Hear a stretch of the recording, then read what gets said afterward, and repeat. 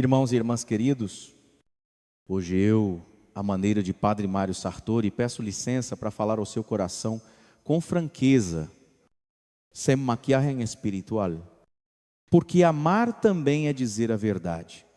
Muitos de nós nos acostumamos com a boa aparência de cristãos, mas ainda não deixamos Cristo nos transformar por dentro.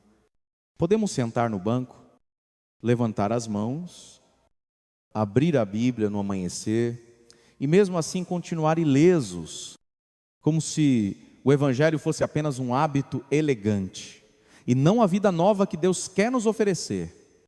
Jesus nos alertou: entrai pela porta estreita, larga é a porta e espaçoso o caminho que conduz à perdição, e muitos entram por ela.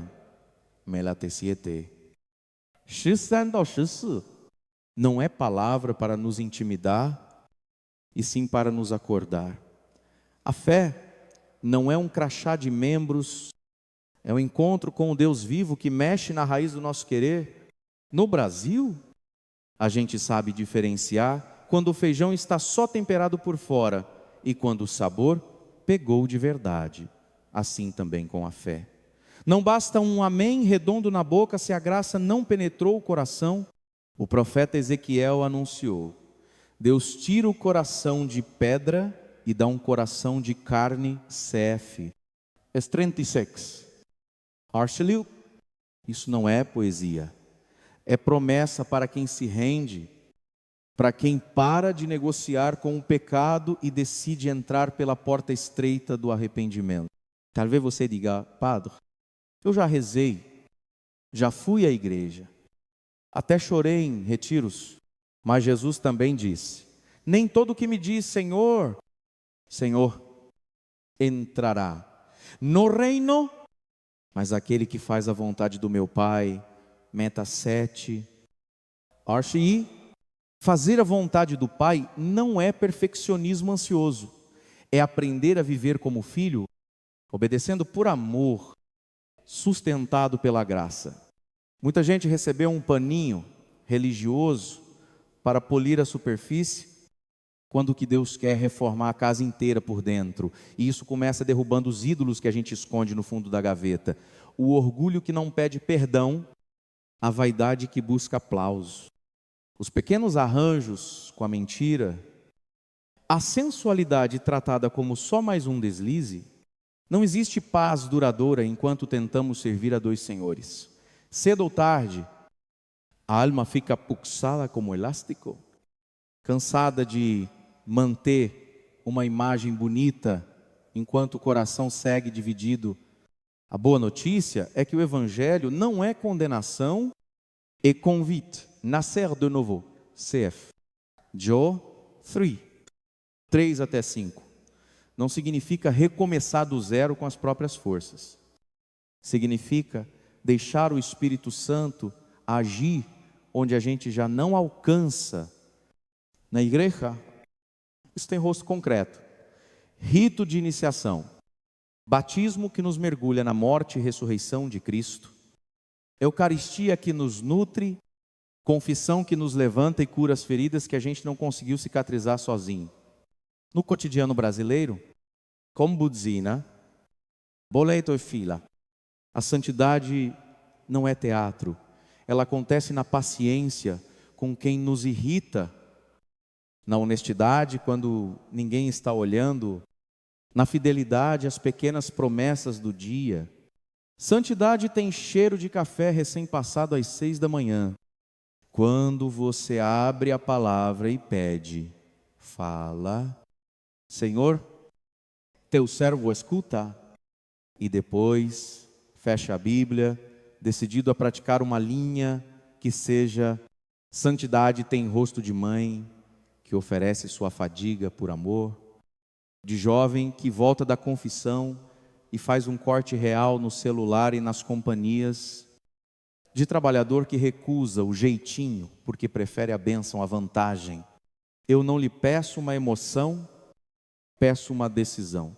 Deixar-se encontrar por Cristo de verdade Talvez doa como arrancar um espinho inflamado, mas a dor passa e a vida volta a pulsar. Hodie, faça um gesto simples e profundo. Diante do crucifixo, diga com sinceridade: Senhor, eu não quero uma religião de maquiagem.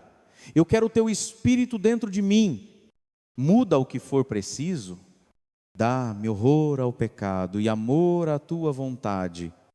Depois, marque no calendário a sua próxima confissão. Escolha 1 hora da semana para a adoração eucarística. Combine com alguém da sua casa ou da paróquia um compromisso de oração breve e fiel. Não espere sentir vontade. Comece pequeno e constante. A graça faz crescer por dentro.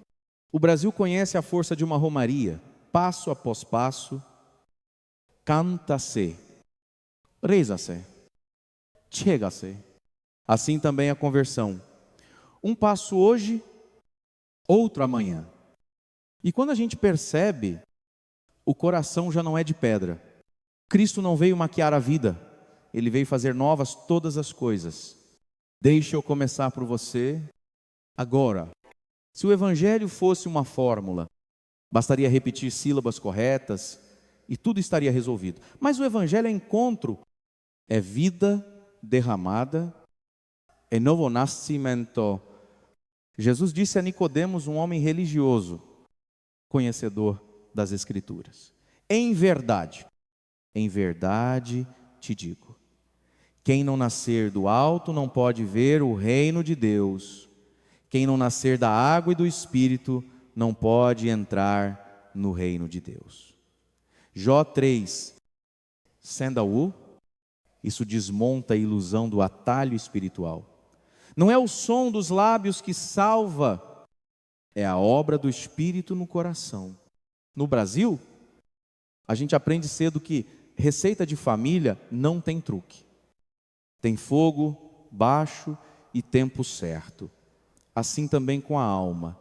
Deus não nos serve uma fé instantânea. Ele quer cozinhar o nosso coração no fogo do Espírito até que o velho homem amoleça e nasça uma criatura nova. Dar-vos-ei um coração novo. Porei dentro de vós um espírito novo. Tirarei de vós o coração de pedra e vos darei um coração de carne. Eis 36. Archeliu, esse milagre tem endereço e data na nossa história. Começa no batismo, quando somos mergulhados na morte e ressurreição de Cristo. Não como rito social, mas como parto espiritual. A partir daí, toda a vida cristã é aprendizado de respirar no mesmo ritmo do Espírito Santo. Palavra meditada, Eucaristia recebida com fome de Deus. Confissão humilde que varre a casa por dentro. Caridade concreta que faz do amor uma prática e não um discurso. Muita gente diz: mas padre, eu já fiz a oração de entrega. Que bom. Mas repare, a oração verdadeira não encerra a conversão. Ela inaugura. É como assinar uma certidão de nascimento. A criança precisa crescer, aprender a falar, caminhar, quer, e levantar. A vida nova em Cristo amadurece quando a gente, passo a passo, aprende a dizer sim ao que agrada a Deus e não ao que rouba a paz da alma. O Espírito não é um adereço devocional. Ele é o sopro que nos faz viver outra lógica. Antes, eu me perguntava o que eu quero. Depois, com o Espírito, eu começo a perguntar o que o Pai deseja. E quando a vontade de Deus parecer apertada, lembre-se, a porta é estreita, mas conduz à liberdade dos filhos. O pecado promete facilidade e entrega cativeiro. A graça pede entrega e devolve liberdade. Não confunda emoção com regeneração. Às vezes choramos na missa, no grupo de oração, numa canção bonita, e isso pode ser bom. Mas o novo nascimento se comprova quando a vontade é convertida, quando eu escolho a verdade mesmo sem aplausos, perdoo sem vontade porque Cristo me perdoou, rompo com o que me escraviza, mesmo que doa. Já viu quando a gente decide reformar a casa e no meio da obra aparece infiltração, fiação antiga, coisa que a gente não queria mexer. O Espírito faz isso com delicadeza e firmeza, revela as infiltrações morais, a fiação velha dos vícios, e nos convida a trocar tudo. Ele não derruba para humilhar, mas para reconstruir em fundamentos mais sólidos. É por isso que a confissão frequente não é obsessão, é higiene da alma. A Eucaristia dominical não é costume, é alimento de vida eterna. A oração diária não é peso, é ar nos pulmões do coração. E quando caímos, o recém-nascido não desiste de aprender a andar porque tombou. Ele chora, se levanta e tenta de novo. O cristão que nasceu do alto não normaliza a queda, mas também não entrega os pontos, corre a misericórdia. Aprende com a lição, cerca-se de bons amigos de Deus. Ajusta rotinas, corta acessos, muda ambientes. Você quer um sinal simples de que a graça está trabalhando? Veja se você está mais dócil. O coração de pedra é teimoso, se justifica sempre, culpa a todos. O coração de carne reconhece, pede perdão, agradece o bem que recebe. E aqui entra algo muito nosso, bem brasileiro. Deus se agrada do pouco feito com verdade. A senhora que reza seu terço no ônibus a caminho do trabalho, o rapaz que troca meia hora de celular por meia hora de evangelho, pai de família que, cansado, passa na igreja e diz ao Senhor: tive um dia difícil, mas te ofereço. Esses gestos pequenos sustentam o novo nascimento. Como goles de água que impedem a alma de secar. Alguns perguntam: padre, e se eu não sentir nada? Filho, a fé não é termômetro de sensações, é adesão a uma pessoa. O amor decide e depois sente.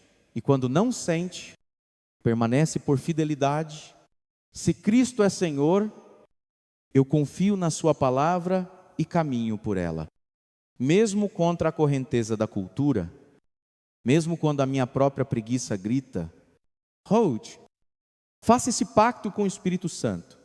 Entregue-lhe a chave dos cômodos trancados da sua vida, afetividade, dinheiro, uso do tempo, relacionamentos, e diga: tu podes entrar aqui.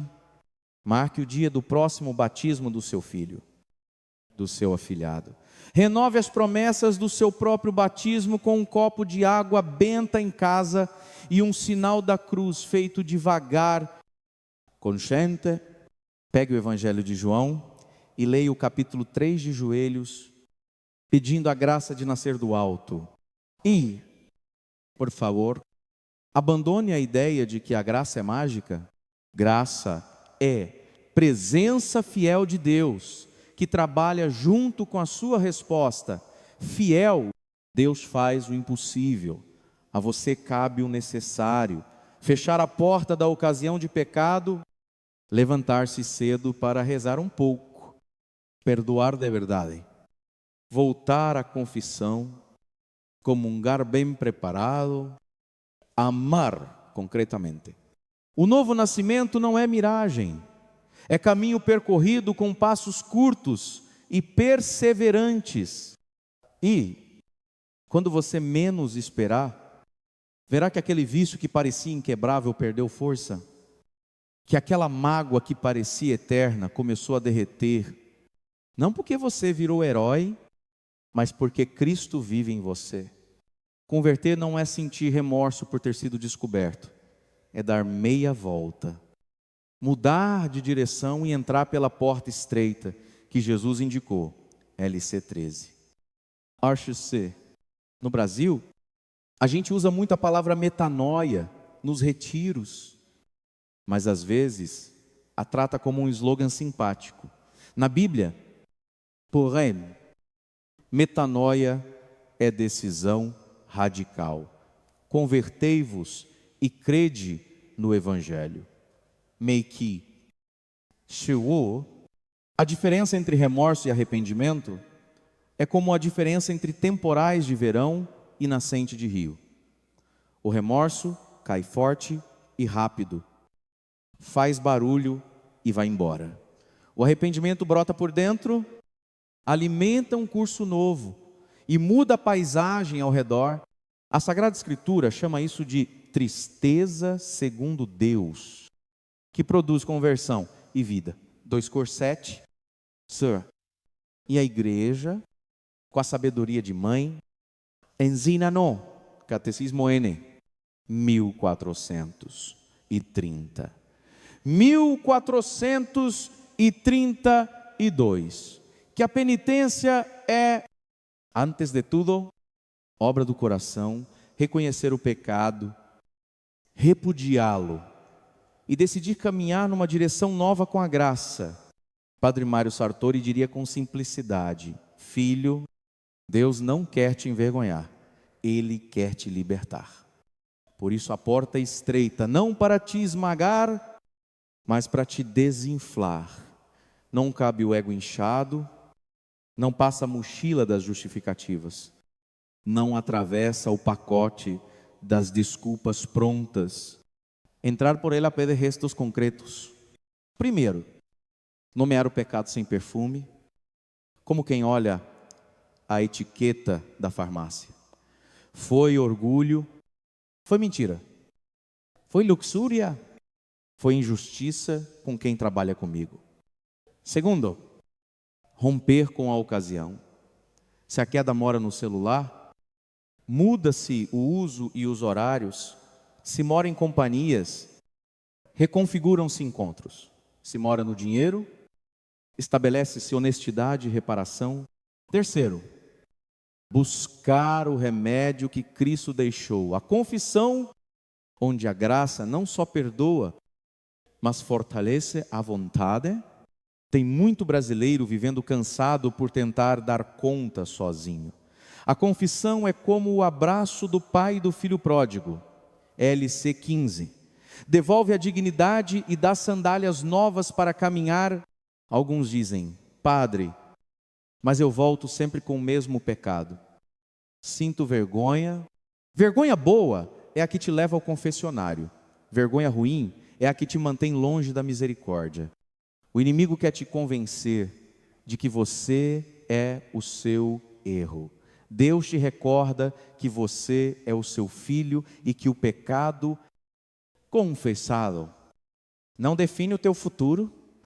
Metanoia também inclui reparar, pedir perdão a quem ferimos, devolver o que não era nosso, desatar-nos, que nós mesmos demos. Não é pagar a graça, graça não se compra. É educar o coração para a verdade, para que ele aprenda a amar o que Deus ama.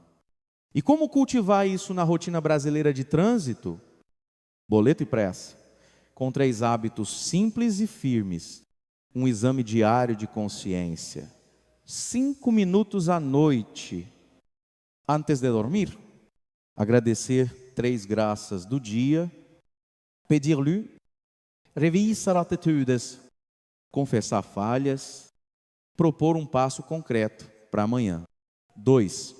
Palavra na mão. Escolha um versículo do Evangelho e repita-o durante o dia como quem mastiga um pedaço de pão. Quando vier a tentação, responda com a palavra. 3 pequena penitência voluntária. Um café sem açúcar, uma fila suportada em silêncio, um gesto de serviço, não notado, não para sofrer por sofrer, mas para treinar o coração a dizer não a si e sim a Deus. você vai perceber que a metanoia verdadeira traz frutos mansos. A língua fica menos afiada. A paciência cresce. A vontade de confessar aumenta. A oração ganha sinceridade. Não espere um êxtase para começar. O arrependimento é como varrer a casa. Não tem glamour. Mas quem entra, sente o ar limpo. Talvez você me diga, padre, e se doer? Vai doer como doeu no Calvário? Sam Cruz. Não há salvação CF. LC9. Acho Sam, mas a dor da metanoia é dor que cura, como fisioterapia da alma. Dói para devolver mobilidade. E quando a tentação vier com a velha conversa, todo mundo faz, não é nada demais. Deus entende. Responda com fé. Deus entende. Sim. Ele me entende tão bem que não me quer escravo. Oiê, escolha um ato de metanoia palpável. Mande a mensagem de pedido de perdão. Faça a doação que você vinha adiando. Marque a confissão ainda esta semana. Delete o atalho que te derruba. Confie a alguém de Deus. O teu plano de mudança. O céu se alegra com um pecador que se converte. LC15. 7.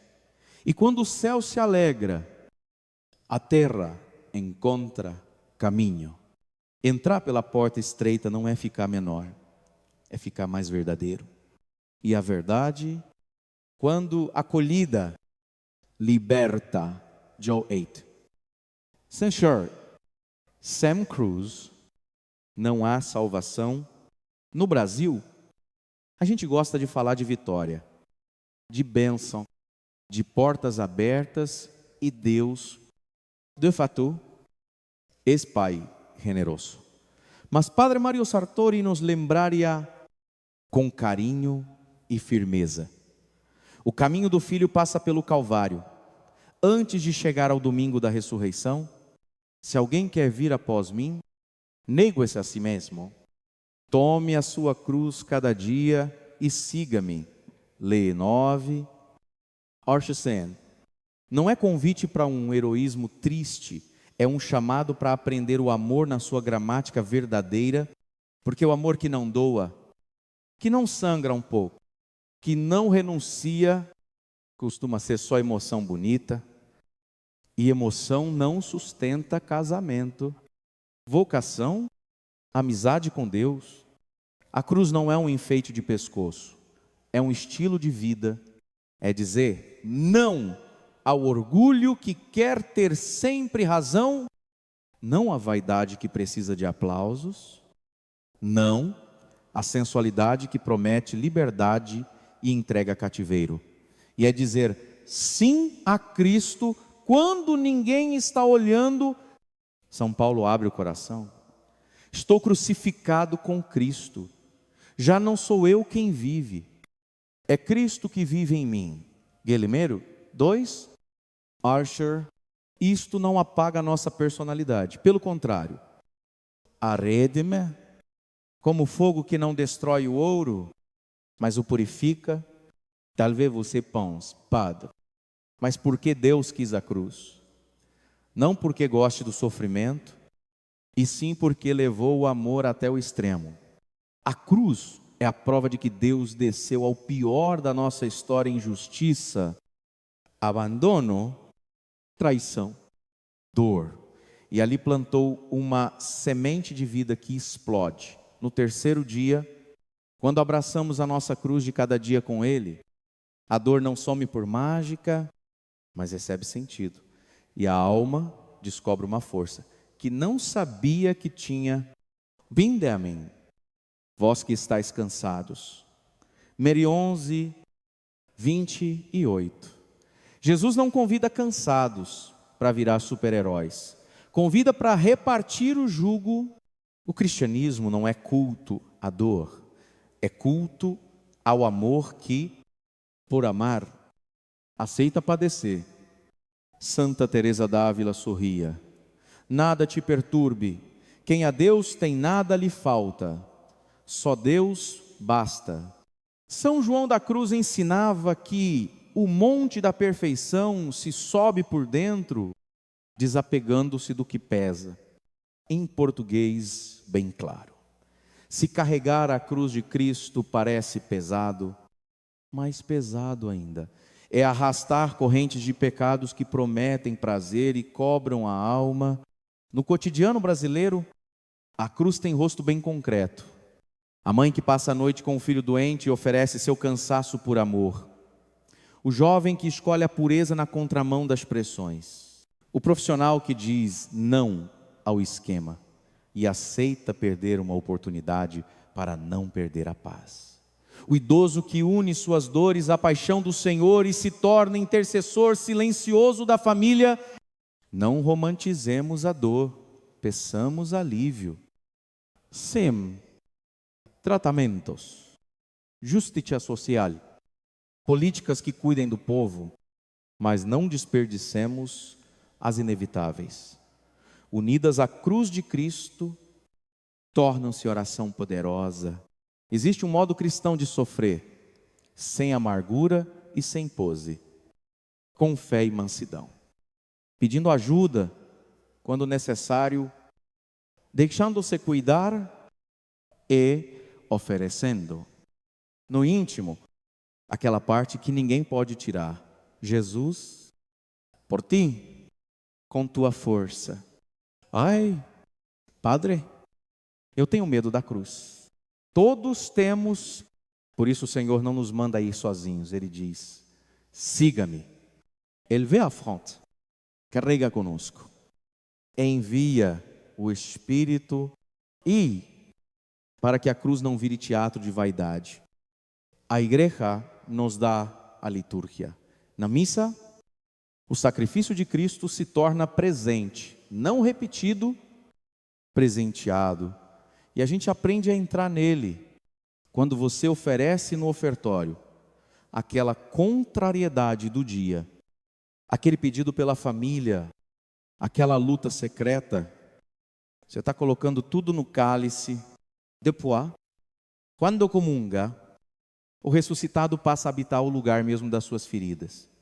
É por isso que a Eucaristia não é prêmio para perfeitos, é remédio forte para feridos que querem amar melhor. Há uma cruz que precisamos nomear, a cruz de renunciar ao pecado. Às vezes o que nos cansa não é a cruz de Jesus, é o peso morto dos vícios que insistimos em carregar. Pornografia, mentira, bebida em excesso, rancor guardado. O demônio vende isso como alívio, mas é veneno. A cruz de Cristo, ao contrário, cura pede disciplina, sim, mas devolve dignidade. Quando você fecha a porta da ocasião de pecado, parece que o peito aperta. Em pouco tempo, porém, respira-se melhor. Como na fisioterapia, dói alinhar, mas só assim o corpo volta a andar sem mancar. Com a graça, a gente aprende micro-renúncias diárias que preparam grandes fidelidades. Acordar 10 minutos mais cedo para rezar, calar uma resposta atravessada, oferecer um pequeno jejum por quem sofre, desligar-se da rede que te agita, procurar direção espiritual para ordenar afetos. E se a cruz vier na forma de injustiça, humilhação, língua alheia ferindo, Padre Mário diria, transforme ferida em intercessão, em vez de cultivar fantasias de revanche, entre na escola do coração de Jesus. Pai, perdoa-lhes. LC 23, Sanches. Não é ser bobo, é ser livre. Ó justiça, quando possível, se busca pelos meios corretos, mas o coração permanece em Cristo, para não azedar. Lembre, do lado aberto do crucificado brotaram água e sangue os sacramentos. Das suas feridas nasce vida, Quando você perdoa por fé, sem negar a dor, abre espaço para que Deus faça o que você não alcança. Ainda a cruz do tempo. Esperar a conversão de alguém, resultado do exame, resposta de emprego, a gente quer pular processo. Deus, como bom artesão, trabalha no detalhe. Enquanto espera, não pare de fazer o bem, não se canse de regar as sementes invisíveis. O agricultor do interior sabe. Quem olha todo dia o pé de feijão crescer parece que não vê mudança, mas, de repente, alguém está lá. A cruz da espera nos educa a confiar. Quero propor um gesto concreto. Escolha hoje uma cruz e dê a ela um nome de oração. A doença do familiar. Senhor, une tua cruz a nossa. A luta contra o vício. Jesus, dá-me disciplina e amigos de Deus. A solidão. Espírito Santo, torna minha casa um cenáculo. Leve essa cruz à missa do próximo domingo. Chegue alguns minutos antes, sente-se perto do crucifixo e entregue do poá. Receba a Eucaristia como quem recebe força para continuar e combine consigo mesmo. Não reclamar o dia todo, transformar cada suspiro de cansaço em Jesus. Eu confio em vós. Sei. Por fim, lembre-se de que a cruz não tem a última palavra. A última palavra é Páscoa, mas só saboreia o aleluia. Quem atravessa a Sexta-feira Santa com Cristo? O mundo oferece atalhos brilhantes, todos acabam cansando. O Evangelho oferece um caminho estreito. Ele termina em casa. Se você abraçar a sua cruz com Jesus, não se tornará uma pessoa amarga, mas uma pessoa forte e doce, como tantos santos do nosso chão, mulheres e homens de sorriso manso e coluna firme. A cruz é a escola onde o amor desaprende a ser egoísta e começa a ser santo. E quando o amor se torna santo, a vida toda se ilumina. Se o cristianismo não muda a vida, ele não salvou a vida. Essa é a verdade simples e exigente que Padre Mário Sartori repetiria, olhando nos nossos olhos com mansidão e firmeza. Pelos frutos os conhecereis. Matrove 7, Cheleu da Orche. Disse Jesus: portanto, o sinal do salvo não é um souvenir espiritual, mas uma árvore que dá fruto bom. Mesmo quando o clima do mundo é hostil, São Paulo descreve esses frutos como um buquê que perfuma o cotidiano: caridade, alegria, paz, paciência, benignidade, bondade, fidelidade, mansidão e domínio de si. GL 5, 22, não é lista para enfeitar caderno, é exame de consciência prático. O meu temperamento, que ontem explodia por qualquer coisa, hoje está mais manso.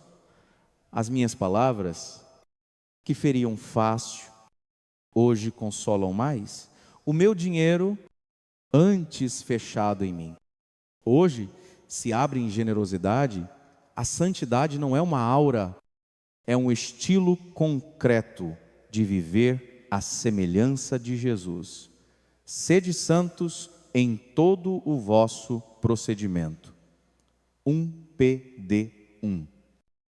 Xiu, no Brasil, dá para ver isso nos pequenos cenários do dia. Na fila do ônibus, quando cedo o lugar sem fazer propaganda de mim. No trânsito, quando escolho não responder buzina com buzina. No escritório, quando recuso atalhos que mancham a consciência. Em casa, quando converto o celular em silêncio compartilhado com quem amo. Vida nova significa que as coisas antigas passaram, eis que se fizeram novas. 2:17. Não é que eu me torno impecável da noite para o dia, é que já não consigo conviver em paz com o meu pecado. Quando caio, a alma arde de saudade de Deus, levanta e procura a sua misericórdia. O salvo não normaliza o erro, ele luta, pede ajuda, volta à confissão, aproxima-se da Eucaristia, reordena hábitos, e porque a graça atua de dentro para fora, os frutos aparecem de fora para dentro. Aquela pessoa difícil da família, que antes recebia só impaciência, começa a receber respeito. Aquele vício disfarçado de jeitinho brasileiro começa a perder a graça. Aquela sexualidade ferida começa um caminho de pureza real, com decisões práticas e companhia de gente de Deus.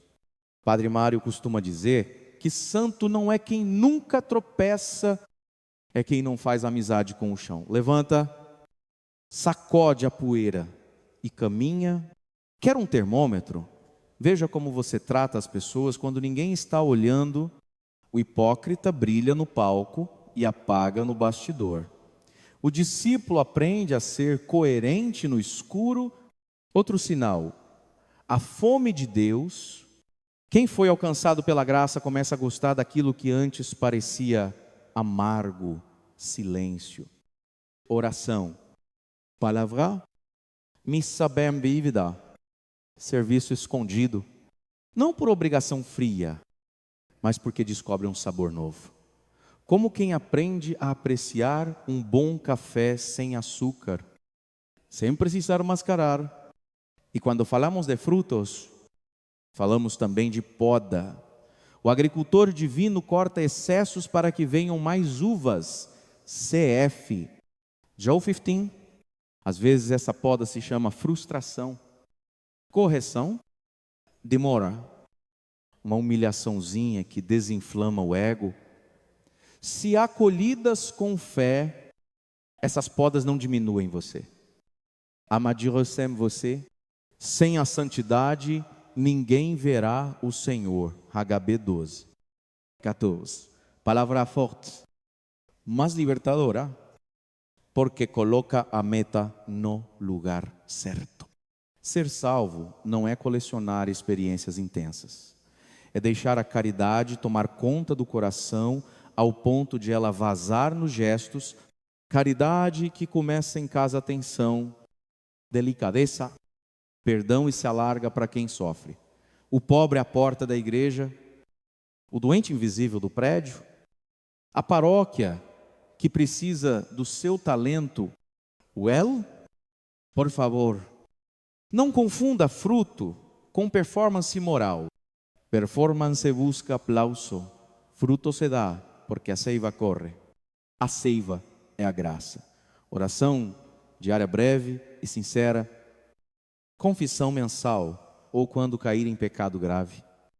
eucharistiadominical.com preparou. Palavra de Deus ruminada. Pequenas penitências que educam o coração. Menos tela, mais presença, menos doce, mais domínio de si. No Brasil, onde tudo corre e todo mundo está cansado, os frutos aparecem especialmente quando escolhemos a gentileza que ninguém cobra e a honestidade que ninguém fiscaliza. A alegria cristã não é risada forçada. É paz de quem sabe que pertence a Deus. O domínio de si não é repressão neurótica. É liberdade de quem não se deixa arrastar por impulsos. A fidelidade não é teimosia rígida. É amor que promete e cumpre no miúdo do dia. E quando vier o auto-engano, pelo menos eu não sou como fulano. Lembre-se, o padrão de medida não é o vizinho, é Cristo. Por isso, proponho um roteiro simples de cultivo. Todos os dias, escolha um fruto para praticar. Hoje, vou treinar a paciência. E peça ao Espírito Santo que o produza em você. 2. Anote no fim do dia um momento concreto em que esse fruto apareceu e outro em que faltou, oferecendo ambos a Deus. 3 na semana.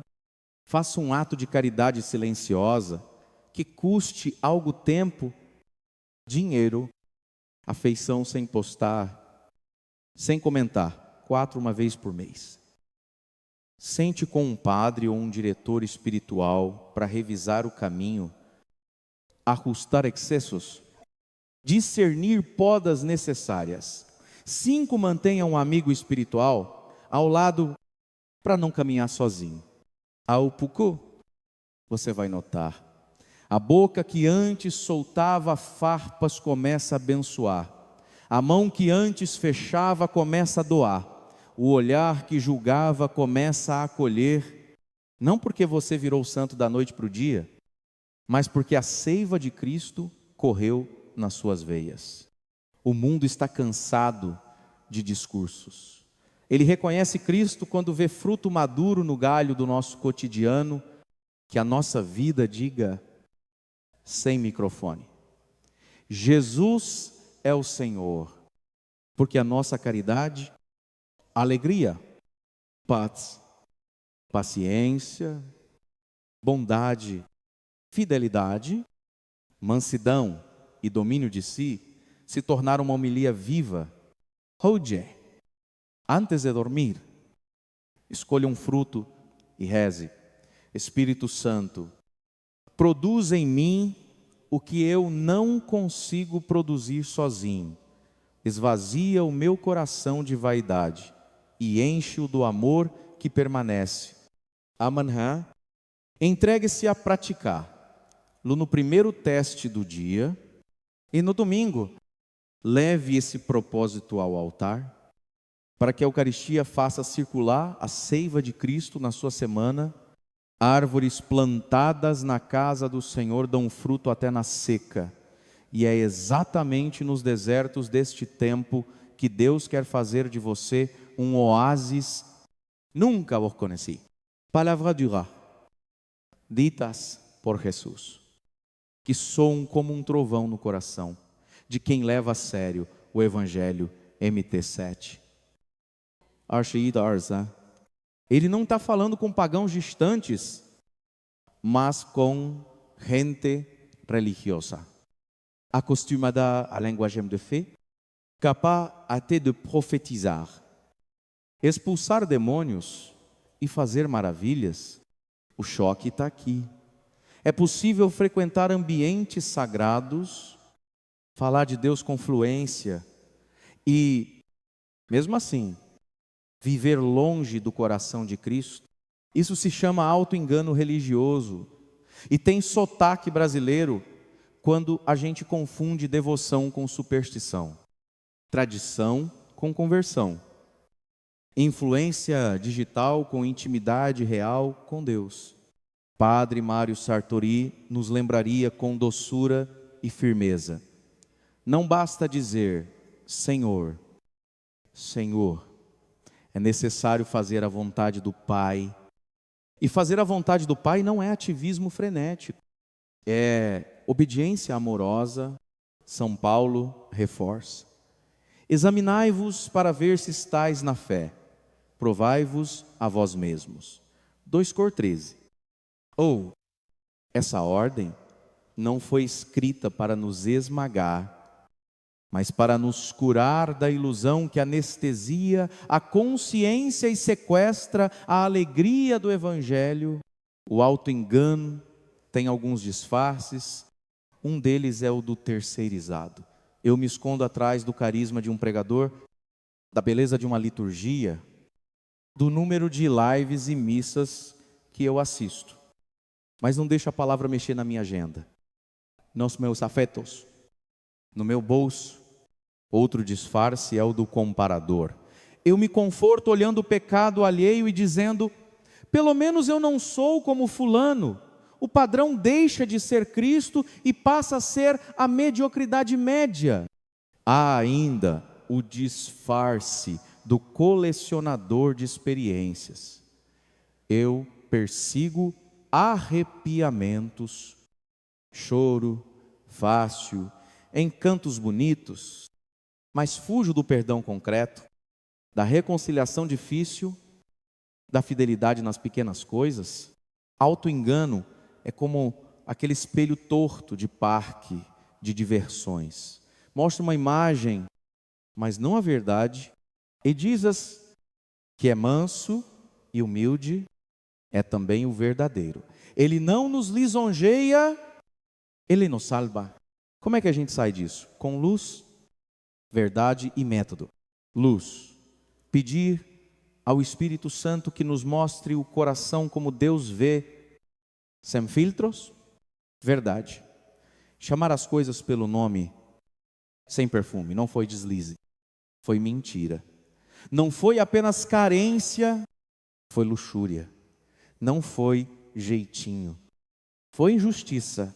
Método, adotar um caminho diário de exame que proteja o coração da autoilusão. Aqui a sabedoria da igreja é prática. Santo Inácio ensinou o exame de consciência. Exame que não é caçador de culpa, é treino de lucidez e gratidão. 5 passos simples. 5 minutos. Todos os dias, de preferência no mesmo horário. Muita gente faz antes de dormir. 1. Agradecer. Recordar 2 ou 3 momentos do dia em que você percebeu um cuidado de Deus. Uma palavra, um livramento, uma boa notícia. Gratidão rompe o cinismo e abre a alma. 2. Pedir luz. Espírito Santo, mostra-me a verdade sobre mim, sem dureza e sem auto-engano. 3. Rever o dia, passar rapidamente pelas situações, chave trabalho, ou família, transito, internet, e notar onde va mort e onde vego. 4. Reconhecer e pedir perdão, chamar os pecados pelo nome, sem drama nem desculpa. Se for grave, já se decidir por confessar. 5. Propósito concreto. Escolher um passo simples para amanhã. Ligar pedindo perdão. Ajustar um horário. Cortar uma ocasião de queda. Esse pequeno ritual acende luzes nos corredores da alma, onde costumamos tropeçar no Brasil de buzina e pressa. O exame é como acender o abajur do quarto. Muda pouco a pouco o clima interior. Outro remédio contra o auto-engano é a confissão frequente. Não para aliviar consciência e voltar igual, mas para receber graça que fortalece a vontade e educa o amor. Quantos de nós carregamos culpas antigas como mochilas pesadas? Porque confiamos mais no orgulho do eu me resolvo do que na misericórdia de Deus. O confessionário é o abraço do Pai, não o tribunal do cinismo. Ali o pecado perde o poder de ditar o futuro e a pessoa volta com sandálias novas para caminhar. Uma dica concreta: ao marcar a confissão, leve um pequeno roteiro, pode ser uma lista no celular, com pecados objetivos, evitando generalidades. Ao sair, anote um passo concreto para não repetir o ciclo e peça ao padre orientação simples, um salmo, uma prática para cultivar a vigilância. Quem confessa com regularidade percebe com mais rapidez o cheiro da autojustificação e vai podando a raiz antes que vire árvore. Também precisamos vigiar sinais de alerta que costumam acompanhar o auto-engano. Mênio, resistência à correção. Quando alguém de Deus nos aponta algo e nosso reflexo é atacar, ironizar, desqualificar, o coração de carne é ensinável. O de pedra é intratável. 2. Vida dupla, eu mantenho uma fachada piedosa, mas alimento segredos que contradizem o Evangelho. Deus não exige perfeição imediata, mas verdade imediata. Ele levanta o sincero, mas resiste ao fingimento. 3. Espiritualidade sem encarnação, muito discurso e pouca prática. Se a tua oração não melhora a maneira como você trata os teus, tem algo errado na fonte. A água pode estar misturada. 4. Aversão à vida sacramental. Quem estaciona longe da Eucaristia e da confissão tende a estacionar dentro do próprio ego. 5. Comparação e inveja espiritual. Em vez de alegrar-se com o bem do outro, o coração azeda. É sinal de que a medida já não é Cristo, é o próprio umbigo. Para não cair nessas ciladas, vale colocar a fé no chão do dia. Assuma 3 fidelidades pequenas durante uma semana e revise o efeito. A. 10 minutos diários de evangelho, leia em voz baixa, sublinhe uma frase.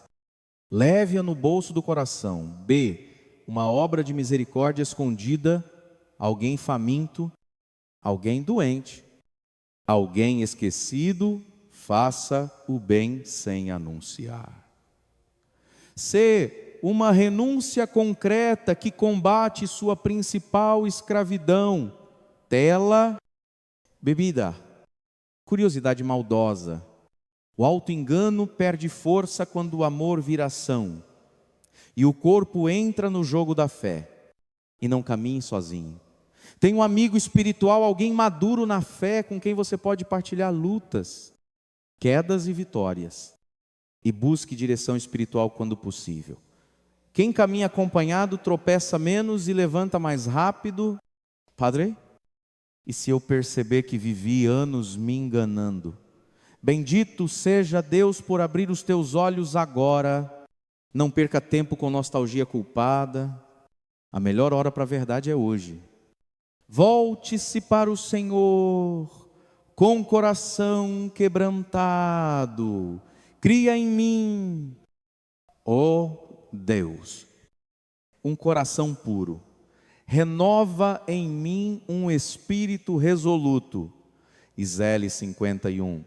Se for preciso, faça uma confissão geral, revisando um período maior, com calma e orientação. Restaure pontes quebradas com humildade. Se não puder encontrar a pessoa, ofereça reparação por ela. Diminua o barulho que alimenta ilusões, doom scrolling, mexericos, comparações. E aumente o silêncio onde Deus fala baixo. E guarde no peito a frase que cura. Deus não nos desmascara para nos humilhar. Ele nos revela para nos restituir. Quem sai do auto-engano não vira juiz dos outros, vira adorador. Aprende a olhar a própria história à luz da misericórdia e a história alheia com compaixão. Ao pouco, o coração descobre a alegria mansa de ser conhecido por Deus por dentro e conhecido, ser amado e transformado. Então, quando um dia ouvirmos a voz do Senhor, que não seja o trovão do nunca vos conheci, mas a música de casa. Eu te conheço, tu és meu. Oye, diante do crucifixo, faça a oração mais sincera que puder. Jesus, livra-me do engano que inventei sobre mim, dá-me amor pela verdade, coragem para confessar, docilidade para recomeçar, é amanhã. No primeiro teste do dia, escolha a vontade do Pai em lugar da sua. A verdade dói um pouco, mas liberta sempre. O temor do Senhor é o princípio da sabedoria. Prear 9. Sure. No Brasil, a palavra temor às vezes soa como medo punitivo, um susto religioso que nos encolhe, mas na Bíblia e na tradição da igreja, temor do Senhor é reverência amorosa e o assombro bom de quem percebe que Deus é Deus santo, justo, belo, fogo que aquece e também purifica e decide viver de modo coerente diante dele.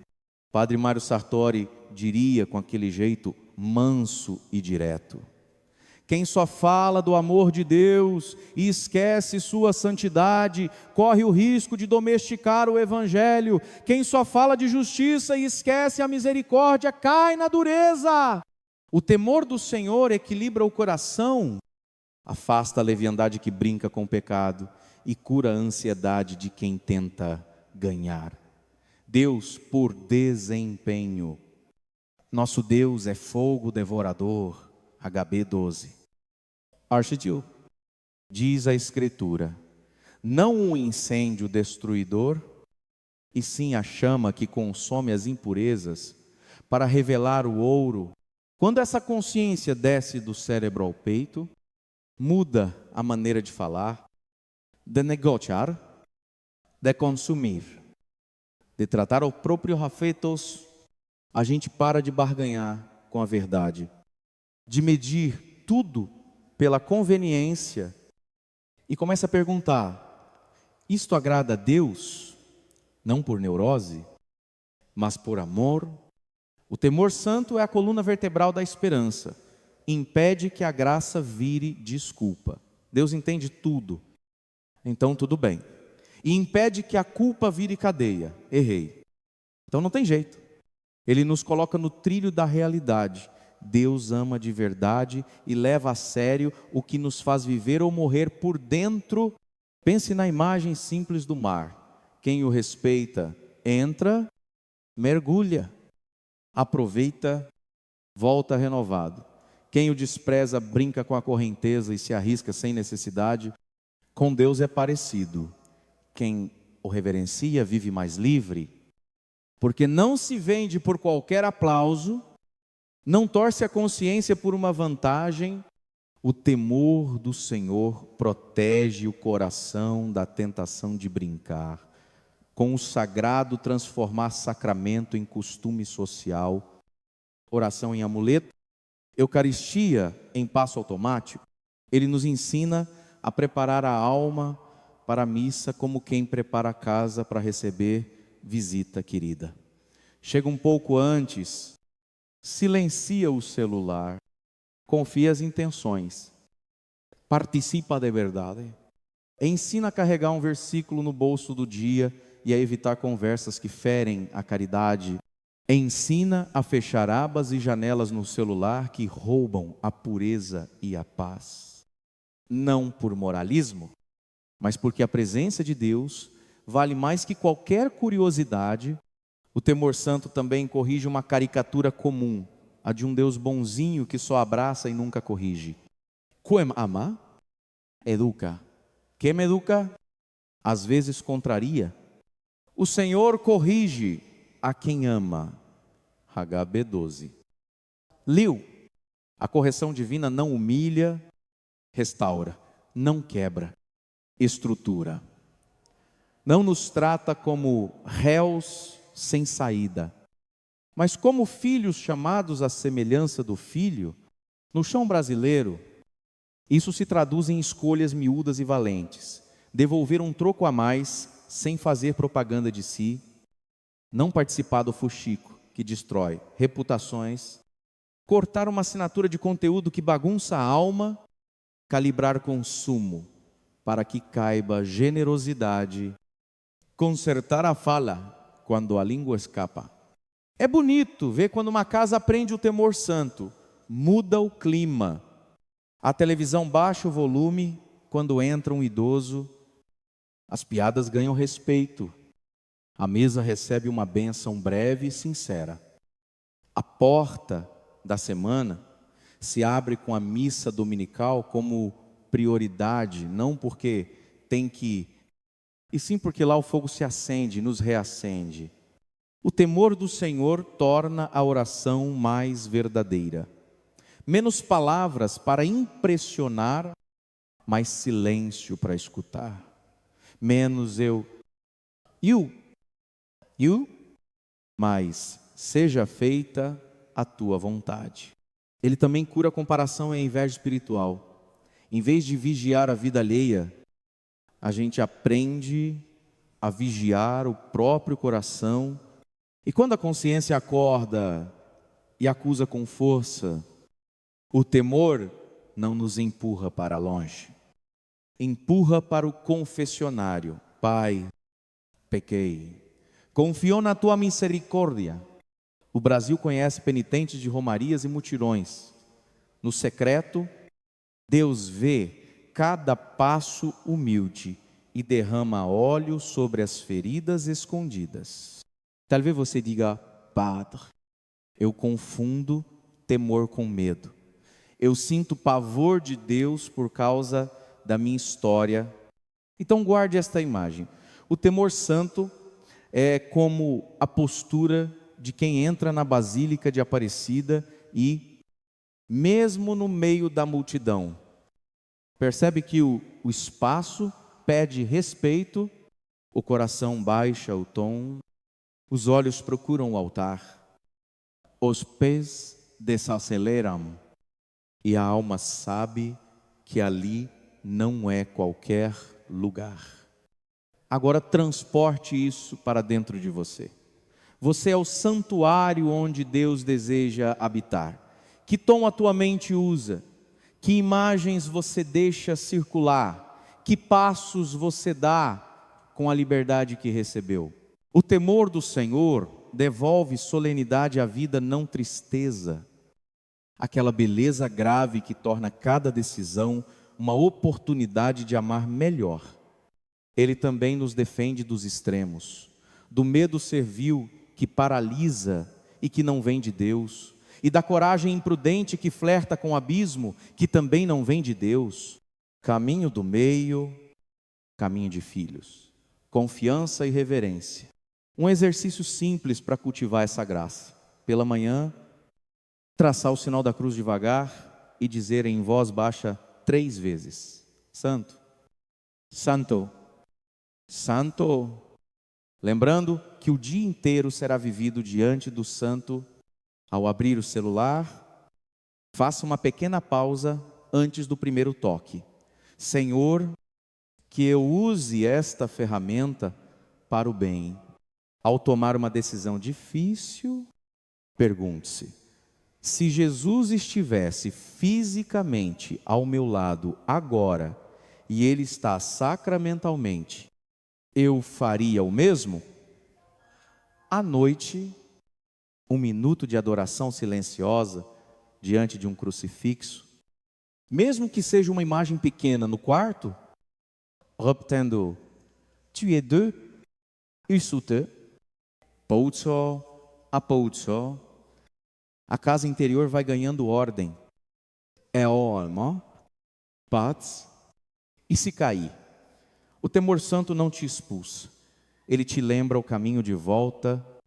Levante-se, peça perdão, corrija o que for possível, camina de novo. A misericórdia não anula a santidade.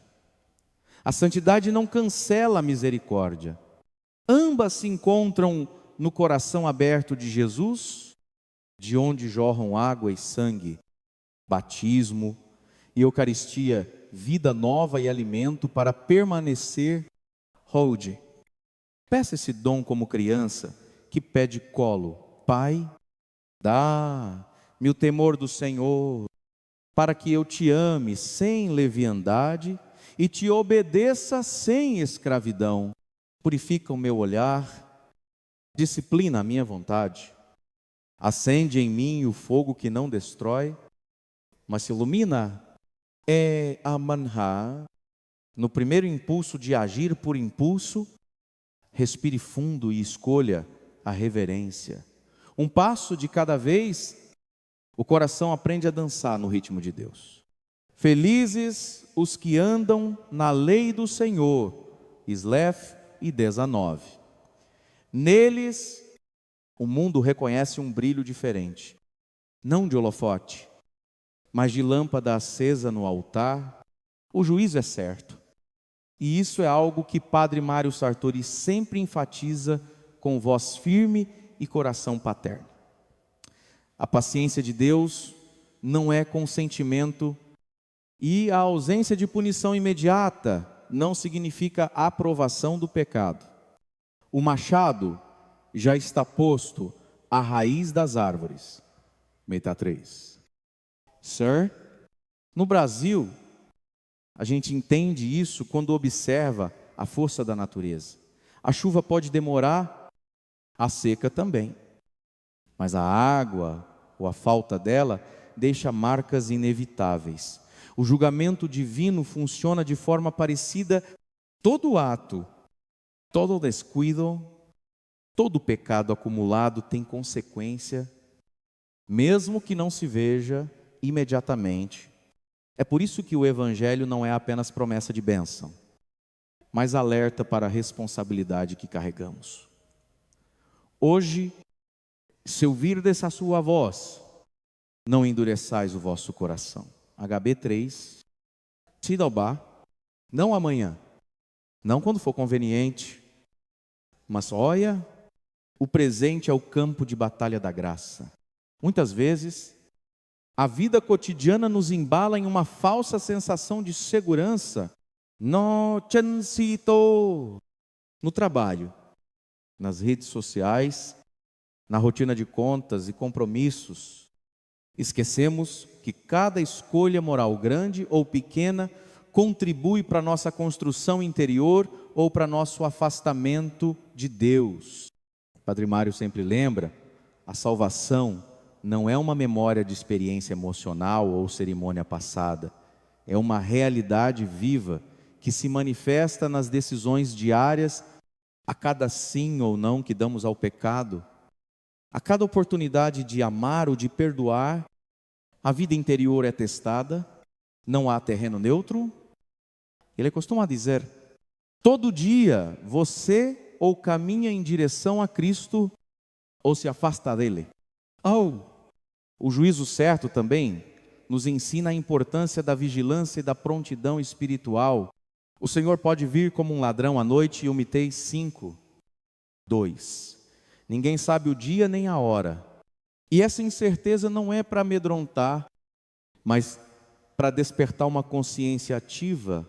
Em terras brasileiras, onde somos acostumados a planejar tudo com cronogramas, a lembrança de que o dia da visita do Senhor é incerto, nos chama a viver com autenticidade.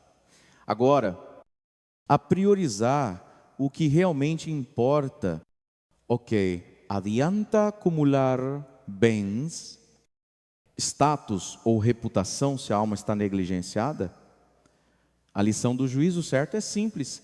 Transforme hoje, pratique hoje. Aim hoje. Além disso, o juízo certo nos convida a medir a própria vida com os frutos do Espírito e não com os padrões do mundo. Quem é salvo não apenas se afasta do pecado, mas busca a santidade concreta. Paciência diante de provocação, generosidade sem alarde, fidelidade. Quando ninguém observa pureza, mesmo nas tentações discretas, não se trata de perfeccionismo, mas de coerência, de viver uma fé que se revela em atitudes e não apenas em palavras ou sentimentos. O que importa não é quantas vezes você foi à igreja, mas se Cristo habita em você. Recorda, Padre Mário, no plano prático, cultivar a consciência do juízo, certo? Envolve algumas atitudes simples, mas profundas. Revisão diária de atos e pensamentos. Oração sincera de arrependimento, confissão frequente, participação consciente na Eucaristia e obras de misericórdia regulares. Cada pequeno gesto constrói resistência à tentação e reforça o alicerce da vida interior. Assim, mesmo diante das dificuldades, provações e injustiças do dia a dia, alma permanece firme, guiada pelo Espírito Santo. No fim das contas, o juízo, certo? Não é motivo de medo paralisante, mas chamado à responsabilidade e à liberdade. responsabilidade de viver de acordo com a vontade de Deus e liberdade de experimentar a vida abundante que Cristo oferece. Jó 10, Sher. Quanto mais nos submetemos à graça e caminhamos em verdade, menos seremos surpreendidos no grande dia e mais sentiremos a paz que excede todo entendimento. Hold, Padre Mário nos convida: olhe para dentro, examine seu coração e pergunte a si mesmo: estou pronto para responder ao chamado de Deus? Estou vivendo a cada dia como se hoje fosse o dia da minha prestação de contas? Não espere sinais espetaculares. Comece pequeno. Comece firme. Comece agora a atenção ao presente, guiada pelo juízo, certo? É a chave para uma fé viva, firme e resistente às ilusões do mundo. Não se pode amar o pecado e amar a Deus ao mesmo tempo. Esta é uma verdade que Padre Mário Sartori repete com firmeza e ternura. O coração que é de Cristo não encontra descanso enquanto o pecado habita sem contestação. Não ameis o mundo, nem o que no mundo há. Se alguém ama o mundo, nele não está o amor do Pai. 1 Jó 2, no Brasil, onde as tentações da cultura popular, das redes sociais e das pressões do dia a dia são constantes, é fácil confundir conforto, prazer momentâneo e conveniência com liberdade, mas a verdadeira liberdade em Cristo exige renúncia, vigilância e fidelidade. Muitas vezes, a luta contra o pecado é invisível para os outros, mas profunda e decisiva no interior da alma. Um gesto simples, resistir a uma mentira no trabalho, manter a pureza em relacionamentos, controlar a língua para não ferir, pode parecer pequeno, mas são escolhas que moldam o caráter cristão.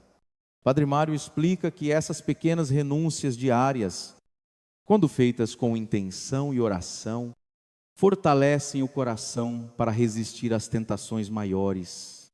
A renúncia ao pecado não é privação sem sentido. É treinamento para a verdadeira alegria que nasce da fidelidade ao amor de Deus e da participação na graça. O Catecismo da Igreja Católica NN, 1854-1864, ensina que o pecado grave rompe a comunhão com Deus, enquanto o pecado venial enfraquece a caridade dentro de nós. A prática regular da confissão e da Eucaristia ajuda a purificar o coração, fortalecendo o amor pela santidade e o desprezo pelo pecado. É aqui que o temor do Senhor, PR 9, 10, se alia ao amor. O medo de desagradar ao Pai não paralisa, mas direciona o coração para escolhas que conduzem à vida. Padre Mário alerta que muitos confundem arrependimento com sentimento de culpa superficial. Arrependimento verdadeiro não é apenas sentir-se mal pelo erro, é uma mudança radical de mente que leva a uma transformação da vida, é uma volta de 180 graus do caminho do pecado para a direção de Deus. Um abandono dos hábitos que escravizam e uma disposição para viver segundo o Espírito. Se alguém continua repetindo os mesmos erros, mantendo vícios ou padrões mundanos, precisa reconhecer que ainda não experimentou a conversão profunda que Cristo oferece. O combate ao pecado exige também a escolha consciente de ambientes e hábitos que promovam santidade. Isso inclui o controle do uso das redes sociais, consumo responsável de entretenimento, vigilância sobre influências negativas e busca ativa de amizades que edifiquem a fé, pequenas disciplinas, oração diária, leitura da palavra, participação fiel na missa e atos de caridade fortalecem a resistência contra a sedução do mundo. Padre Mário costuma dizer que o sinal de um cristão verdadeiramente nascido de Deus é a intolerância saudável ao pecado. Não por legalismo ou orgulho, mas porque o pecado fere a alma, rompe a comunhão com Deus e impede a manifestação plena do amor. Quem é salvo não se acomoda, sente incômodo diante do erro, busca reparação e trabalha para viver em coerência com a graça recebida. Finalmente, a transformação exige perseverança. Não basta um esforço isolado ou emoção momentânea. A vida cristã é construída dia após dia, com escolhas pequenas e consistentes. É como plantar uma árvore. Cada gesto de renúncia, cada momento de fidelidade, cada ato de amor é uma semente que cresce e se fortalece, formando frutos que permanecem e testemunham a presença de Deus no mundo. Rodi, faça um compromisso concreto. Identifique um pecado recorrente em sua vida, entregue-o a Cristo na oração, peça força para resistir, pratique uma pequena renúncia diária relacionada a Ele e registre seu progresso com constância. Você verá que o coração começa a mudar, a graça se manifesta e o amor de Deus cresce, expulsando gradualmente o que não pertence à vida em Cristo. A graça de Deus não apenas perdoa, ela transforma e dá poder para dizer não ao pecado e sim ao amor de Cristo. Padre Mário Sartori ensina que muitos confundem graça com licença para errar, mas a verdadeira graça é força. É a energia divina que muda a natureza, não apenas a aparência. A graça de Deus nos ensina a renunciar à impiedade e às paixões mundanas e a viver de modo sóbrio, justo e piedoso neste mundo, di due. Isso é no Brasil, onde a cultura frequentemente exalta o imediatismo, a diversão sem limite e a facilidade, precisamos aprender a viver sob a disciplina do Espírito. Pequenas práticas de autocontrole, oração diária e fidelidade aos sacramentos tornam-se o cimento da santidade. A graça age de dentro para fora. Não adianta repetir palavras se a vontade permanece escrava do pecado. Não adianta frequentar a igreja se o coração não é tocado. Um cristão que recebe a graça aprende a responder: Senhor, quero escolher o que te agrada mesmo quando dói, mesmo quando ninguém vê. Cada vez que se escolhe o amor, a paciência, a honestidade, mesmo em pequenas situações do dia, a graça fortalece o coração e constrói hábitos virtuosos. É como a água que escorre lentamente, mas molda a pedra com o tempo. Padre Mário frequentemente dá exemplos simples para tornar isso concreto. Se você está tentado a mentir para se proteger ou ganhar vantagem, a graça dá força para dizer a verdade. Se a inveja ou o rancor surgem, a graça ajuda a praticar o perdão. Se há vícios, a graça dá resistência para pequenas renúncias diárias. Essas ações, aparentemente pequenas, são sinais da transformação interior. A graça não torna a luta impossível. Ela torna possível resistir, perseverar e crescer. Além disso, a graça não é apenas individual. Ela nos insere na comunidade. Participar da Eucaristia com fé, confessar-se regularmente, orar com irmãos e praticar obras de caridade são canais pelos quais a graça nos nutre e nos mantém firmes. No contexto brasileiro, um país de famílias e comunidades fortemente interligadas, isso significa que nosso crescimento espiritual também depende de viver em comunhão. ajudar o vizinho, acompanhar alguém que luta contra um vício, orientar filhos ou sobrinhos na fé. Um ponto importante que Padre Mário enfatiza é que a graça não substitui a responsabilidade, ela não faz tudo por nós. Exige cooperação. Cada passo de fidelidade fortalece o poder da graça em nós. Quem espera passivamente sem agir, não experimenta a plenitude da vida em Cristo. Como ele costuma dizer, a graça não te dá asas sem que você abra os braços para voar. Ela sustenta o voo quando você decide levantar-se. Praticar a graça significa também resistir às pressões culturais. Escolher ver televisão ou consumir mídias que edificam em vez de degradar. Decidir com consciência nas escolhas de consumo. E cultivar hábitos que aproximem de Deus. E isso pode parecer pequeno, mas é na consistência desses atos cotidianos que se manifesta a presença do Espírito para colocar em prática hoje. Escolha uma área da sua vida onde a tentação é constante, uma conversa, um hábito, um pensamento. E cada vez que a oportunidade surgir, pratique o não com a ajuda da graça de Deus. Ao final do dia, faça uma breve oração agradecendo por cada decisão correta e pedindo força para continuar amanhã. Com o tempo, o que antes era dificuldade se torna fruto de liberdade e alegria em Cristo. A graça, portanto, não é apenas perdão. É transformação, poder, liberdade e energia para viver como filhos de Deus.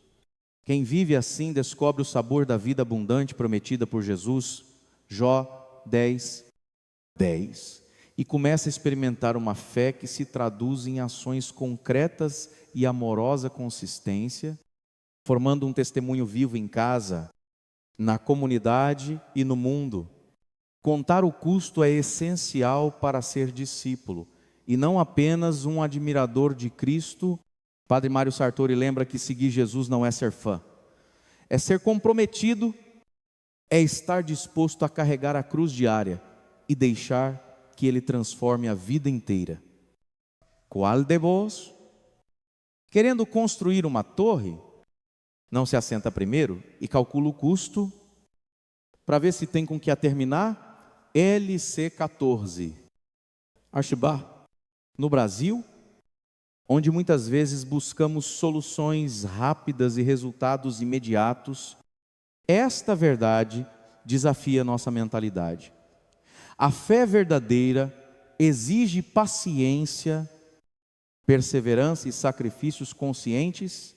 Ser discípulo significa colocar Cristo em primeiro lugar, mesmo quando isso nos custa conforto, amizades, reputação ou sonhos pessoais. Muitos cristãos hoje aceitam uma fé sem custo, que não exige mudança real, vão à missa, participam de grupos, dizem palavras bonitas, mas ainda vivem centrados no próprio ego. Padre Mário alerta, essa fé de aparência não transforma. É ilusão que pode conduzir à perda espiritual. O evangelho é radical, exige renúncia e prioridade absoluta a Cristo. Se alguém quer vir após mim, negue-se a si mesmo. Tome a sua cruz e siga-me. LC9. Acho-sen. No cotidiano brasileiro, isso se manifesta em escolhas pequenas, mas significativas. Um jovem que resiste à pressão de comportamentos nocivos, uma mãe que sacrifica o conforto pelo bem dos filhos, um profissional que escolhe honestidade em lugar do ganho fácil. Todos estão contando o custo, todos estão vivendo como discípulos. A vida de fé não é simplista, cada passo de obediência, cada ato de renúncia é investimento no reino de Deus. E é recompensa Embora às vezes invisível e eterna, Padre Mário também destaca que contar o custo envolve avaliar relacionamentos e influências, com quem andamos, que hábitos cultivamos, que conselhos seguimos. Tudo deve ser filtrado pelo critério do Evangelho. A disciplina diária, a oração e a participação nos sacramentos fortalecem o coração e ajudam a tomar decisões alinhadas com a vontade de Deus. Quem não faz isso, mesmo dentro da igreja, pode estar no caminho largo da ilusão. A renúncia pessoal é prática concreta do custo do discipulado. Pode significar abrir mão de um emprego que compromete valores, mudar amizades que levam a maus hábitos, dedicar tempo ao serviço da igreja ou da comunidade em lugar do lazer egoísta. Cada renúncia, por menor que pareça, é um passo rumo à liberdade e à fidelidade. Padre Mário enfatiza: aqueles que perdem sua vida por minha causa, a encontrarão mele 16. Acho, no contexto brasileiro, onde o imediatismo cultural nos leva a buscar resultados rápidos, essa é uma lição de paciência e perseverança. A cruz diária prepara para a glória eterna. O discípulo verdadeiro não se deixa seduzir pelo conforto ou pela aprovação humana. Ele mede o valor das coisas pela eternidade, não pelo presente. Conta o custo e decide seguir Cristo. Mesmo que isso implique sofrimento temporário, esforço constante e desapego de prazeres passageiros. A recompensa é maior: vida abundante, alegria profunda e paz interior que só Deus dá. Para viver isso hoje, Padre Mário sugere 3 atitudes práticas. 1. Identificar uma área da vida em que você tem dificuldade de renunciar e tomar uma decisão concreta de entrega. 2. Registrar diariamente pequenos atos de fidelidade e renúncia, oferecendo-os a Deus como sacrifício. 3. Procurar apoio espiritual, seja na direção de um padre, seja em um grupo de fé, para caminhar com responsabilidade e perseverança. Assim, a fé deixa de ser aparência e se torna ação, testemunho e fruto. O discípulo que conta o custo aprende a valorizar o que é eterno, rejeita o efêmero e se alegra nas renúncias que aproximam do coração de Cristo. Ele descobre que cada dificuldade enfrentada com fé é oportunidade de crescimento e preparação para a glória que nos espera. No Brasil, esse discípulo transforma a própria comunidade com pequenos gestos consistentes de amor, paciência e santidade, tornando visível o reino de Deus no cotidiano. Voltar ao primeiro amor é um chamado urgente que Padre Mário Sartori faz a todos nós. Retornar à paixão inicial por Cristo, quando a fé não era costume, mas encontro vivo.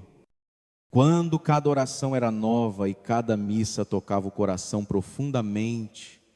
Apocalipse 2, 4-5 nos adverte: tenho contra ti que abandonaste o teu primeiro amor, lembra-te.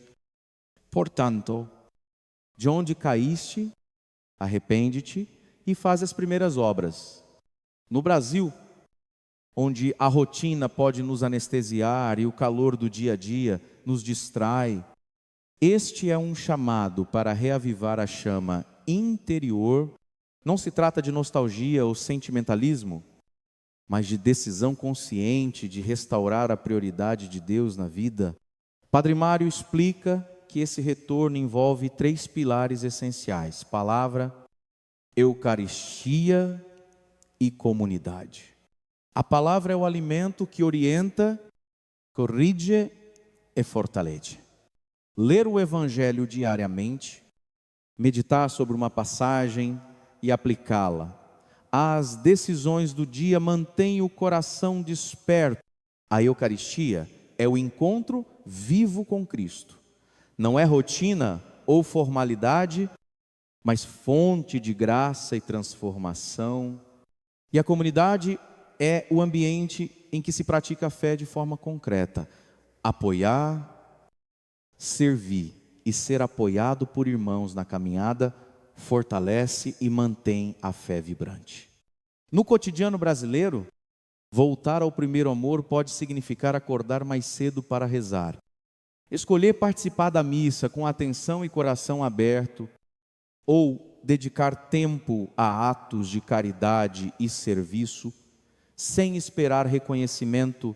São gestos simples, mas consistentes, que mostram prioridade verdadeira.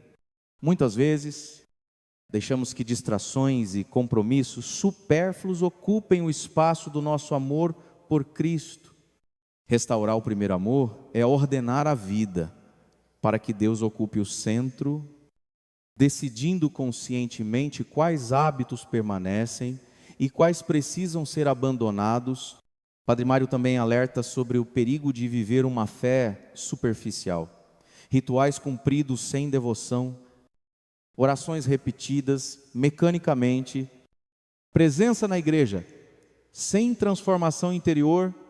Voltar ao primeiro amor exige sinceridade, olhar para dentro, reconhecer o que afastou a paixão inicial e abrir espaço para que o Espírito Santo reacenda o coração. Isso pode envolver momentos de silêncio, retiro espiritual, oração prolongada ou mesmo confissão, permitindo que Deus lave, purifique e fortaleça a alma. A prática concreta desse retorno inclui pequenas disciplinas diárias: fazer exame de consciência, manter a oração breve e fiel, participar da missa com atenção plena, realizar obras de misericórdia discretas e cultivar amizades espirituais que encorajem o crescimento. Cada passo consistente fortalece a intimidade com Cristo e reacende o entusiasmo de servir e amar como no início da fé. Além disso, voltar ao primeiro amor exige coragem para abandonar confortos que nos distraem, hábitos que alimentam a superficialidade, distrações digitais excessivas, relacionamentos que enfraquecem a fé, ou qualquer forma de acomodação espiritual. É uma entrega diária, uma decisão de colocar Cristo em primeiro lugar, reencontrando a alegria e a energia da fé vivida com autenticidade. O fruto desse retorno é evidente: coração mais sensível à voz de Deus, maior discernimento das escolhas, alegria no serviço, fome de oração e desejo de santidade. No Brasil, essa fé viva se manifesta em comunidades mais unidas, famílias mais solidárias, igrejas mais atentas e vidas que testemunham o Evangelho de forma concreta. Padre Mário enfatiza: quem volta ao primeiro amor descobre que cada ação diária pode se tornar oração e cada dificuldade, oportunidade de crescimento. Portanto, faça um gesto concreto para reacender seu primeiro amor. Escolha uma prática de oração ou devoção que você havia abandonado. Participe da missa com atenção total e ofereça a Deus o seu dia inteiro, pedindo que o Espírito Santo reacenda a chama da paixão inicial. Com perseverança, você verá a transformação. O coração volta a bater com entusiasmo, a fé se torna viva e a vida inteira se ilumina com a presença de Cristo. A fidelidade diária é o segredo da perseverança cristã. Padre Mário Sartori nos ensina que a fé não se mede por grandes feitos isolados, mas pelo compromisso constante com Cristo em cada pequena decisão, sed fiei até a morte, e eu vos darei a coroa da vida. AP 2. Sir, no Brasil, onde a vida moderna nos distrai com tantas responsabilidades, entretenimentos e preocupações, é fácil perder o foco. Por isso, a fidelidade diária exige atenção, disciplina e escolhas conscientes. Cada gesto de honestidade, cada palavra de amor, cada oração breve, mas sincera, é uma pedra no alicerce da santidade. Ser fiel não significa perfeição, mas constância. É escolher a verdade mesmo quando ninguém vê. É perdoar quando é difícil. É obedecer aos pequenos sinais do Espírito Santo, mesmo quando o mundo aplaude outras prioridades. Padre Mário compara a vida de fé à construção de uma casa sólida. Cada tijolo de disciplina e oração fortalece a estrutura da alma para resistir às tempestades, às tentações e às dificuldades do cotidiano. No contexto brasileiro, essa fidelidade se traduz em gestos simples.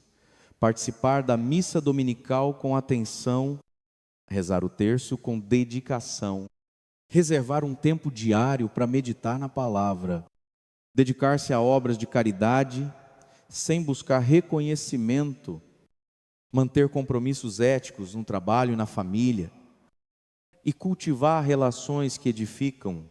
Esses atos, embora discretos, produzem frutos duradouros e evidenciam a ação do Espírito em nossa vida. Padre Mário também enfatiza que a fidelidade diária inclui o domínio da própria vontade, resistir às paixões, controlar a língua, escolher o bem em vez do prazer imediato, abrir mão de hábitos prejudiciais e renunciar ao orgulho. São exercícios que fortalecem a vida espiritual. Cada pequena renúncia, feita com amor, aproxima-nos de Cristo e nos torna testemunhas vivas do Evangelho. Outro aspecto essencial da fidelidade é a perseverança na oração. Não se trata de repetir palavras mecanicamente, mas de manter o diálogo constante com Deus. Mesmo em momentos de desânimo, dúvidas ou distração, a oração diária fortalece a alma, renova a esperança e mantém o coração alinhado à vontade divina. Padre Mário alerta: a perseverança na oração nos protege do auto-engano e nos mantém atentos à ação do Espírito em nossa vida. Além disso, a fidelidade diária exige cuidado com os ambientes que frequentamos e com as influências que absorvemos. Amigos, mídias, programas de TV e redes sociais podem fortalecer ou enfraquecer nossa fé. Escolher com sabedoria, cercar-se de pessoas de fé, dedicar tempo à leitura espiritual e participar de grupos que edificam são estratégias práticas para viver fielmente. A perseverança também se manifesta na maneira como enfrentamos as dificuldades e os sofrimentos. Padre Mário lembra que a cruz diária, desafios familiares, problemas de saúde, pressões profissionais, não é um obstáculo, mas oportunidade de crescimento. Aceitar a cruz com fé, oferecer as dores a Deus e permanecer firme no compromisso com a santidade demonstra fidelidade e fortalece a alma. Por fim, a fidelidade diária produz frutos visíveis e invisíveis. Paz interior, alegria que não depende das circunstâncias, paciência, bondade, generosidade, amor constante, capacidade de perdoar e coragem para viver segundo a verdade. No Brasil, esses frutos transformam famílias, comunidades e paróquias. tornando a fé contagiante e inspiradora para todos ao redor. Hoje, faça um compromisso concreto.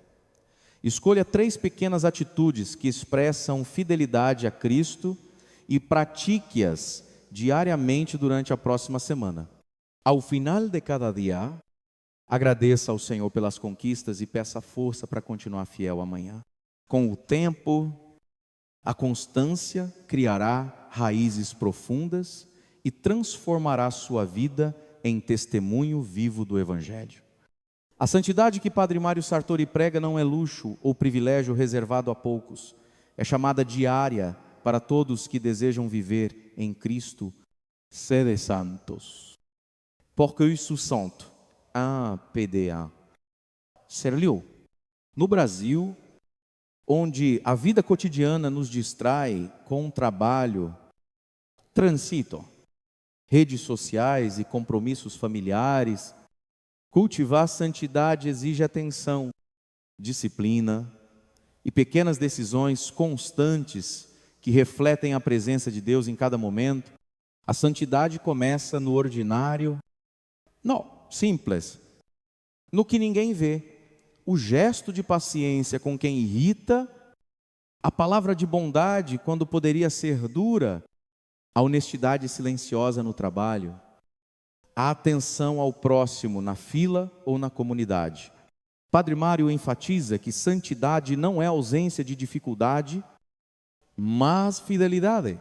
No meio dela, significa oferecer cada instante, cada ação e cada pensamento a Deus, reconhecendo que Ele é a fonte de toda a perfeição, é transformar a rotina em oração, a obrigação em serviço, o cansaço em oportunidade de amor.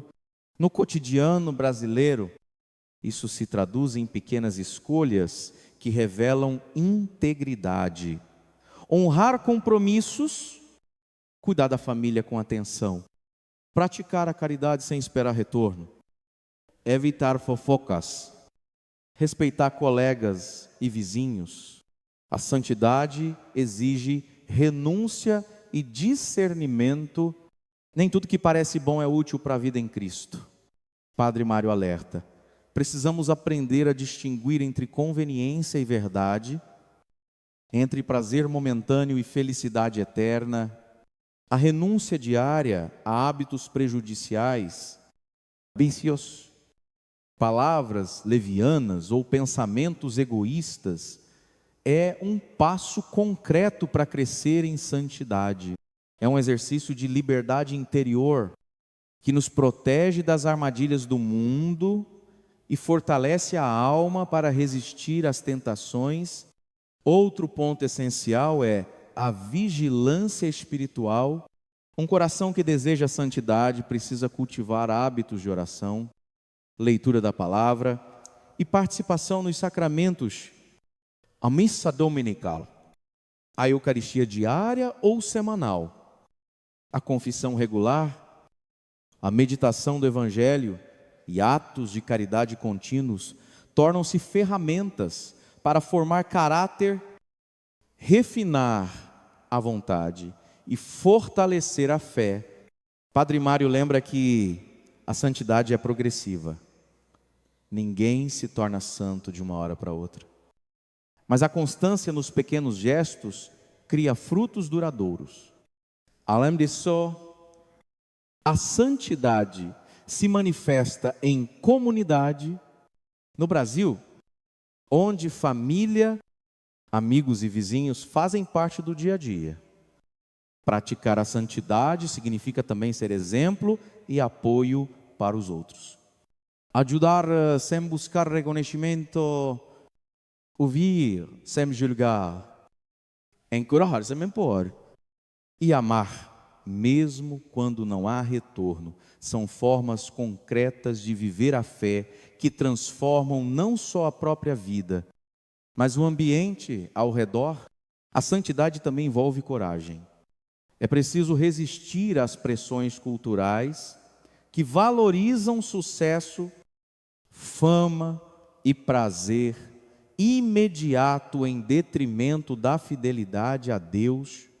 Padre Mário ensina que ser santo não é se isolar, mas estar presente no mundo com discernimento, vivendo os valores do reino, mesmo quando contrariam a lógica do cotidiano, é ser luz em meio à escuridão, testemunhando com ações mais do que palavras, mostrando que a vida em Cristo é superior a qualquer benefício temporário.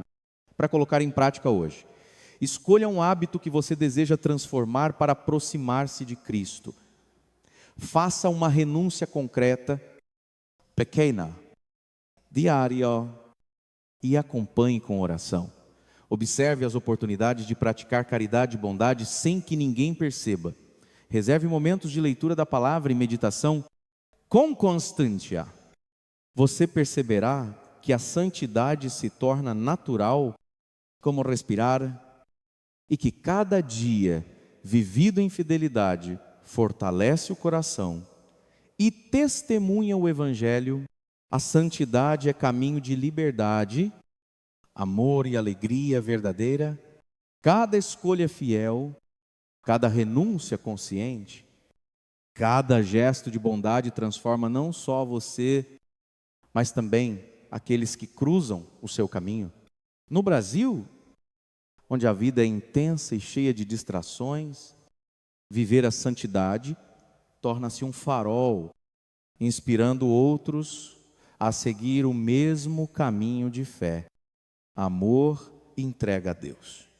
Chegamos ao ápice desta jornada espiritual, viver com Cristo como Senhor absoluto, entregando-lhe tudo, sem reservas. Padre Mário Sartori nos lembra que a fé verdadeira não é superficial. Não se mede por palavras, aparências ou rituais isolados, mas pela entrega total, diária, da vida inteira. Se alguém quer vir após mim, negue-se a si mesmo. Tome a sua cruz e siga-me. LC 9. Archsen, no Brasil, onde a vida moderna oferece tantas distrações e escolhas fáceis, este chamado é urgente. Não há tempo a perder com fé pela metade, com compromissos superficiais ou com ilusões de religiosidade. Seguir a Cristo exige decisão, não é um ato único, mas contínuo. Escolher o que agrada a Deus em cada situação, mesmo quando isso custa conforto, reconhecimento ou prazer pessoal. A entrega total transforma a vida de dentro para fora. Padre Mário ensina que o cristão deve examinar diariamente seu coração, atitudes e decisões, oferecendo tudo a Deus, permitindo que Ele molde pensamentos, palavras e ações segundo a vontade divina. Cada escolha fiel, por menor que pareça, é um tijolo na construção da santidade e da liberdade em Cristo. A entrega total inclui renúncia consciente ao pecado e às paixões do mundo. Isso não significa repressão do corpo ou dos sentimentos, mas subordinação da vontade própria à vontade de Deus. Resistir às tentações diárias, controlar palavras, atitudes e desejos, priorizar o amor e a justiça. Tudo isso faz parte do discipulado no Brasil. A prática concreta pode incluir honestidade no trabalho, paciência com familiares, fidelidade na oração e nas práticas sacramentais, generosidade com o próximo e vigilância constante sobre influências e hábitos que afastam da santidade. Padre Mário enfatiza que a entrega a Cristo não é perda, mas ganho. Quem perder a sua vida por minha causa, a encontrará. Merio 16. Acho cada renúncia, cada desafio aceito, Cada sacrifício pequeno ou grande conduz à verdadeira liberdade, à alegria profunda e à paz que o mundo não pode oferecer. A entrega transforma a dor em crescimento, a dificuldade em maturidade e o serviço em testemunho vivo do amor de Deus. O cristão que entrega a sua vida totalmente a Cristo se torna luz no mundo. Sua fé não é apenas palavra, mas ação. Seus gestos diários refletem a presença de Deus, transformando famílias, comunidades e relações. No Brasil, essa fé autêntica se manifesta no cuidado com os outros, na paciência frente às adversidades, na generosidade discreta, na sinceridade e na coerência entre fé e prática. É a vida cristã que não passa despercebida, porque ilumina e inspira. Para viver plenamente a entrega a Cristo, Padre Mário sugere passos concretos. 1. Examine sua vida e identifique áreas onde ainda não entregou tudo a Deus. 2. Pratique renúncias conscientes e pequenas disciplinas de fé diariamente.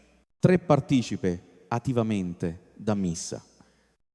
Confissão e oração pessoal. 4. Escolha atos concretos de amor e serviço ao próximo. 5. Busque orientação espiritual para crescer e manter-se firme. Cada passo fortalece a vida interior e aproxima o coração da presença de Deus. A entrega total exige coragem e constância, mas produz frutos duradouros. Santidade, paz, alegria, domínio de si, paciência, caridade e fidelidade. Cada decisão de seguir Cristo plenamente transforma, não apenas quem pratica, mas todos ao redor. Padre Mário nos lembra que a recompensa é eterna. Uma vida em Cristo que floresce na terra e se completa na eternidade. Faça um compromisso concreto. Entregue a Cristo uma área de sua vida que você ainda segurava. Ofereça seu dia, suas decisões, seus relacionamentos e desejos, pedindo ao Espírito Santo força para permanecer fiel. Viva cada instante com a consciência de que Cristo é o tesouro mais precioso e que a vida verdadeira, abundante e eterna começa quando Ele ocupa o centro de tudo. Seja discípulo fiel, perseverante e totalmente entregue, e você experimentará a plenitude da vida em Deus.